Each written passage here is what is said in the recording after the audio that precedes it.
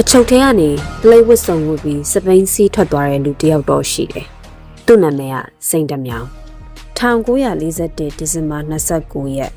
စကိုင်းကတ်အချုပ်ထဲမှာစိန်တမြောင်ထုတ်ကြနေတာ14ရက်တီရှိပြီ။အပြင်လောကအတွက်တော့သူကတပြားမှုတရခံဒါပေမဲ့အချုပ်သားတွေအတွက်တော့ဆရာတယောက်လိုဖြစ်နေပြီ။အဲ့ဒီညစိန်တမြောင်ကအချုပ်သားတွေကိုပြောတယ်။နောက်နေ့ရက်ဆိုပြတော့လားဖြစ်ဒီညကစီရင်လို့ဖို့အကောင်းဆုံးချိန်ပဲ။ခန်းထဲကလူတွေအားလုံးငြိမ်သွားတယ်။မင်းတို့တုပ်ပြီးထားပြီးတနက်ပြီးတဲ့ဈေးထိုးပေးမယ်။အဲ့ဒီစကားတခေါနဲ့အချုပ်သားတွေချင်းမကောင်းပြင်မကင်းဆောင်နေတဲ့ပလိန်မြောက်ပါနားဆွန့်လာကြတယ်။သူတို့မျက်လုံးထဲမှာရှုံကြည်မှုထက်လောဘကပိုများနေတယ်။ဒီဇင်ဘာ31ည10:00နာရီ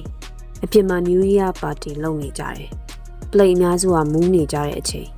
ပလိန်မောင်သိန်းကစိန်တမြောင်တိတ်တိတ်ကလေးလာနိုးတယ်။ဆရာကြီးအဲ့ဒီစီရတကယ်စွမ်းတာလား။စိန်တမြောင်မျိုးလုံးဖွင့်ကြည့်တယ်။သူသိသွားပြီ။ငါကအစာဟပ်ပြီ။ရှုံတဲ့သူပဲစွမ်းတယ်။ဒီစကားတခုနဲ့ပလိတ်နှစ်ယောက်လုံးဝကျသွားတယ်။ချုပ်တကားဖွင့်လိုက်တယ်။စိန်တမြောင်လက်ထိတ်ခတ်ပြီးစရေးခန်းထဲခေါ်သွားကြတယ်။မိန်ခွတ်ကျေးစုပ်အားလုံးအစင်သက်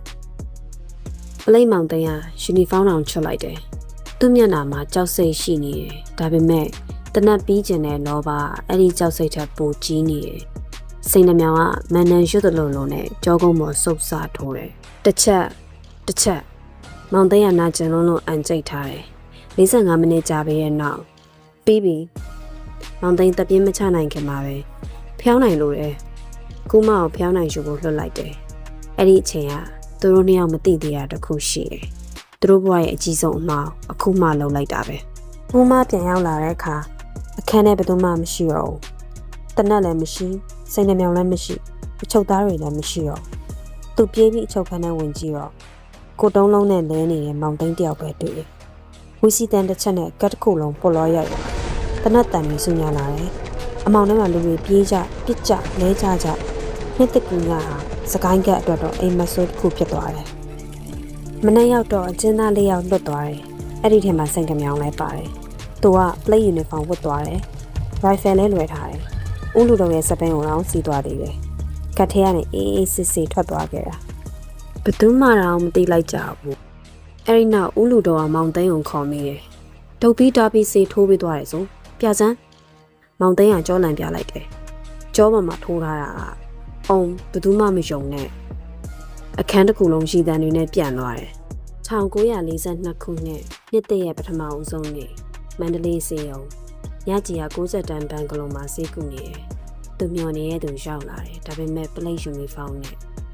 အကိုညကြီးနဲ့ဝဲသွားတယ်စိန်နှမြောင်သူ့လက်ကိုစုပ်ကင်လိုက်တယ်ဘာမှမပူနဲ့ညကြီးအကိုရှိရနော်အဲ့ဒီစကားလေးတစ်ခုကညကြီးအတွက်တော့ကဘာတစ်ခုလုံးထပ်ပို့ပြီးတန်ဖိုးရှိတယ်ဒါပေမဲ့သူတို့နှစ်ယောက်အတွက်တင်းငင်တဲ့ဘဝဆိုတာအရန်ဝေးနေသေးတယ်။အကူဝရမ်းမြစ်ဖြစ်သွားရင်မြကြီးငြိမ်ကျသွားတယ်။ဒါပေမဲ့သူလက်မလွတ်ဘူး။ပိုတောင်စုပ်ကင်ထားသေးတယ်။တစ်ဖက်မှာတော့ဦးလူတုံနဲ့ပလိတ်တွေဆေးရုံကိုရောက်လာကြတယ်။တနက်တွေနဲ့ဒါပေမဲ့စင်နေမြောင်ကအိမ်နေရာမှာမရှိတော့ဘူး။စကိုင်းဘက်ကိုကူးတဲ့ငှက်စိတ်တစ်ခုမှာတော့ဗမောင်လှမောင်ခါလေးအားလုံးစောင့်နေကြတယ်။ဘယ်သွားမလို့လဲဆရာကြီးစင်နေမြောင်ပြုံးလိုက်တယ်ဓမြတော့တိုင်မလို့အားလုံးအံ့ဩသွားကြတယ်ဟုတ်တယ်ညကြီးကိုငါဝယ်ပေးထားတဲ့နက်ကောက်ကိုဟိုကောင်မကြီးအတလွတ်ယူသွားတယ်အဲ့ဒါပြန်ယူလို့ဆရာကြီးရဲ့ကျွန်တော်တို့ကဓမြပါဆရာကြီးကလူကောင်းပါအခုတော့ကျွန်တော်တို့ကြောင့်ဆရာကြီးပါဓမြလောက်တော့မလို့လားဟဲ့အောင်လေ